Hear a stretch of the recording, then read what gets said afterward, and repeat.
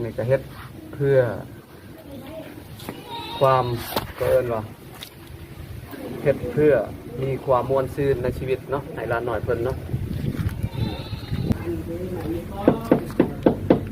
นี่เด้อพี่น้องเด้อนี่ผ้านี่เบิ่งเอา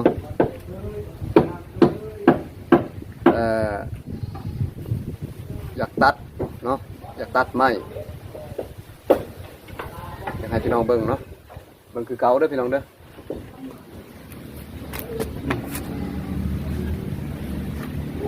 นี่พี่น้องเลยนี่ตอนนี้นี่กำลังอยากเฮ็ดรถเด้อเฮ็ดรถกระบะเด้อให้ลานหน่อยเขาเพราะว่าเขาสนใจอันนี้คือวิถีชีวิตของบ้านนอกเด้อพี่น้องเด้อนี่เบิ่งเอานี่เข้าอยู่ไรพี่น้องเอ้ยตัดเข้าอยู่ไรตัดม้วนอยู่ไรนี่นี่โอ้เข้าพี่น้องเอ้ยนะนี่เบิ่งเอาพี่น้องอันนี้ละอันนี้เป็นเริ่มต้นเด้ออันนี้ต้องได้ตัดแบบนี้พี่น้องบุเคยเฮ็ดจากเทื่อพี่น้องแต่ว่าลองเฮ็ดเล่นๆเบิ่งเพราะว่ามันเป็นการสนุกเนาะ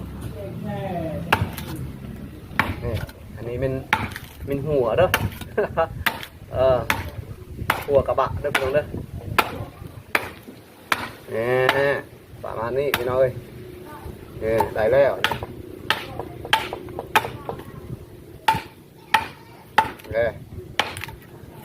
อันนี้เป็นกระจกอันนี้ อันนี้เป็นหัวพากระโปรงเนาะประมาณนี้เด้อแล้วเราต้องเฮ็ดแบบนี้อีกบัดนี้เฮ็ดเป็นพอเป็นหูหางก่อนเนาะนี่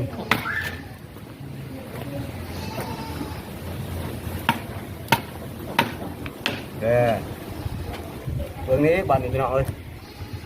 นี่โอ้